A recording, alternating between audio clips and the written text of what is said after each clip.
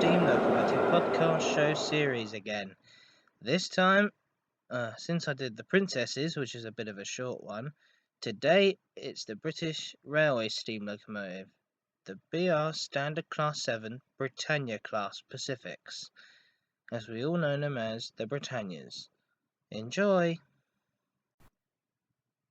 When British Railways was formed in 1948, the network was on its knees. Track, architecture and rolling stock had suffered during World War II. They all had been damaged during World War II. So, a few locomotives have been damaged as well.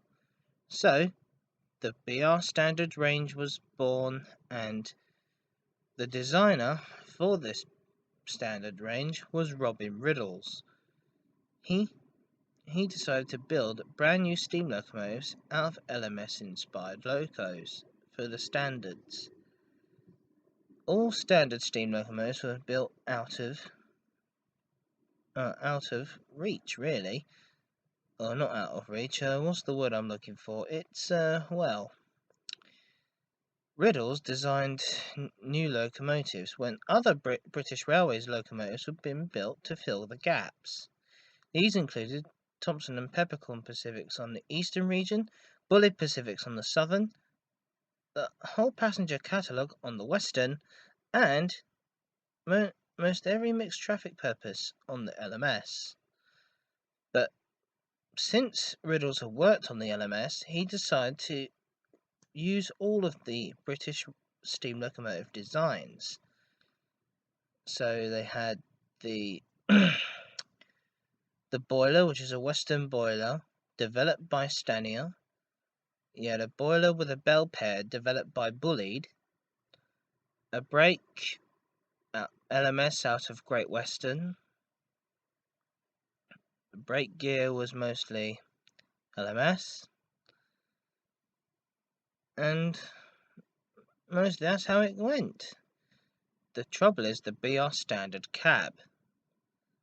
The cab was very unique, and the controls looked very much the same, and any engineman can hop onto any of them and know where everything was. So the first engines to emerge from the standard range were the Class 7 Pacifics, better known to you and me as the Britannias. The Britannias were named after famous Britons, like playwright, historical figure, or anything really that was British. 55 of them were built between 1951 and 54. That's pretty much all the locos that Riddles had to build. Designed at Derby and built at Crewe. Well, everyone can say they were designed at Crewe, built at Derby, but that's not true. They were all built at Crewe Works. So, the first engine to emerge from the Britannia range was number 70,000 Britannia. She went under series of tests between Crewe and Carlisle, and every mileage there could be possibly may be. Then all the Britannias were built. Riddles contacted his right-hand man, E.S. Cox.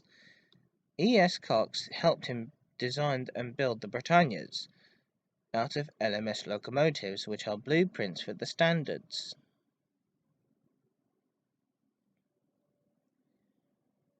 Most of them went to the eastern region to work trains out of Liverpool Street to Norwich and Harwich Town, or Harwich Town docks. But mostly it's to Norwich that these engines did, from Liverpool Street via Ipswich.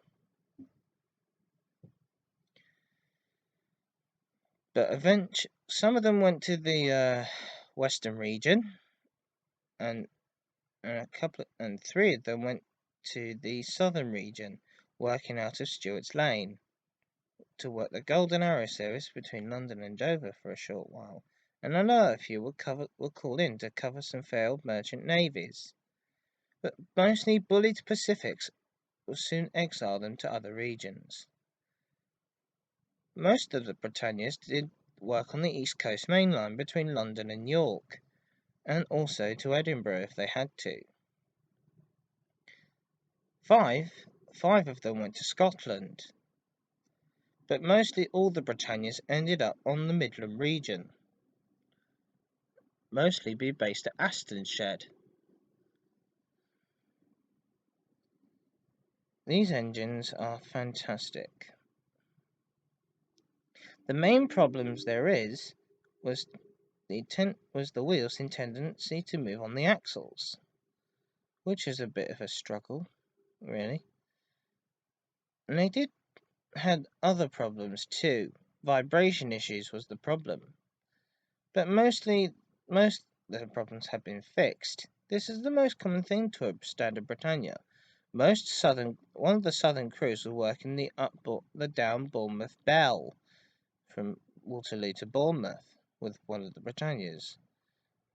And one of the crews noticed that wheels were moving on the axles, or the axles were moving on the wheels, but I'm not too sure. These engines were LMS inspired. Mostly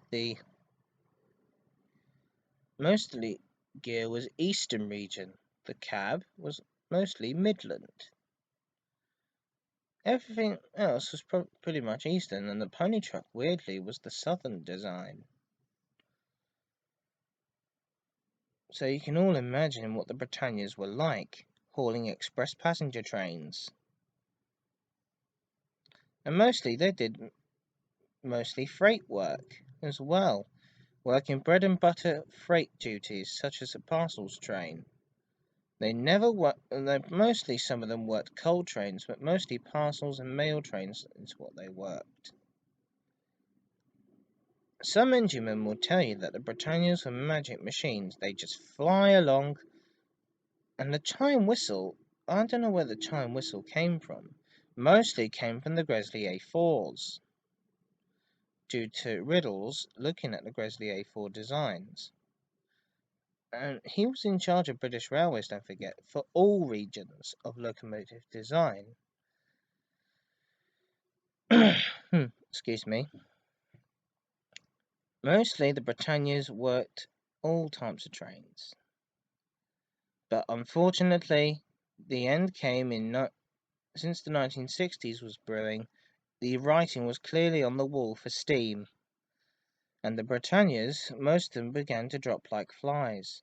Most of them worked in Scotland with bigger tenders to increase water capacity. These engines can exceed 90 miles an hour and getting there. But mostly the Britannias, the last ever working on BR, was mostly on the Midland region, working between Settle and Carlisle at Carlisle Kingmore Shed. By 1962, only 14 Britannias remained. Then it came in 1968, the last Britannia in service took the 1T57, the 15 guinea special, and this was number 70013 Oliver Cromwell, and also rostered with black fives rostered for the job. But mostly the problems with the Britannias was the handrails. Number 70026 Polar Star was derailed on a crossover near Didcot, killing 11 people and injuring over 150. And for obvious reasons, the driver shot past a yellow warning signal telling him to slow down. And there were many causes for the accident, because the driver's view was obscured by the handrails on the smoke deflectors. Now, I've driven Britannia on my train simulator, and I never had such a problem. Mostly due to the fact that British Railways was just using any old excuse to get rid of steam engines, so handholds were cut into the deflectors. But back to the main story now. In August the 11th, 1968, number 70013 Oliver Cromwell took the 1T57 15 guinea special with the black fives rostered for the job. Even the black fives hauled the 15 guinea special, Number 44871 lives in preservation, but the second locomotive didn't make it, as I said in the previous podcast show. The previous Black 5 was scrapped after starring in the Virgin Soldiers. But back to the Britannias. Number 70,000 Britannia was destined for preservation. It was to become part of the National Collection, but Oliver Cromwell was chosen instead. But two Britannias survive today. Number 7, the doyen of the class, number 70,000 Britannia, and number 70013 Oliver Cromwell. Both are out of action at the moment. They are, well, mostly Britannia's at crew for a vibrational issue. She was air braked to work air brake stock on the main line. She was restored to full working order on the Severn Valley Railway in 1990, and she returned to the main line to work special trains. And in 1995 she returned to her old stomping ground, working between Bishop Stortford and Ely. Then there's Oliver Cromwell. Oliver Cromwell in fact was a static museum piece for many years at Bressingham Steam Museum in Norfolk. But in 2008, this engine was to become part of the mainline collection of engines on the main line to work the anniversary of the 15 guinea special. And ever since, Oliver Cromwell toured many trains, as well as the Cathedrals Express, owned by Steam Dreams. Britannia hauled the Cathedrals Express also. And also Britannia hauled the famous Torbay Express between Bristol and Kingswear. And all of you would know that Riddle's engines are the best. Britannia's own designer, Robert Riddles, in the days when she was restored to full working order, and the nameplate was unveiled by Robert Riddles. But now, under Loco collector Jeremy Hoskin, Britannia has worked all over the network, and she's mostly reliable, but fact it's due to vibrational issues that she's just had. Oliver Cromwell's just had an overhaul, a mini overhaul, before the major one begins. So we're all glad to see Oliver Cromwell back in working service, and hoping to see her on the main line very soon. I hope you've all enjoyed this podcast show today of the Britannias. The next engine I will do will be bits of the standard range. So next week will be the standard class 264 tanks. Now I like them as well, don't you? Then it'll be the standard 5s, the 9Fs, and other standards that followed suit. And then I'll probably do more locomotives after that. And probably Sir Nigel Gresley's A4 Pacifics. That's all from me. Bye for now.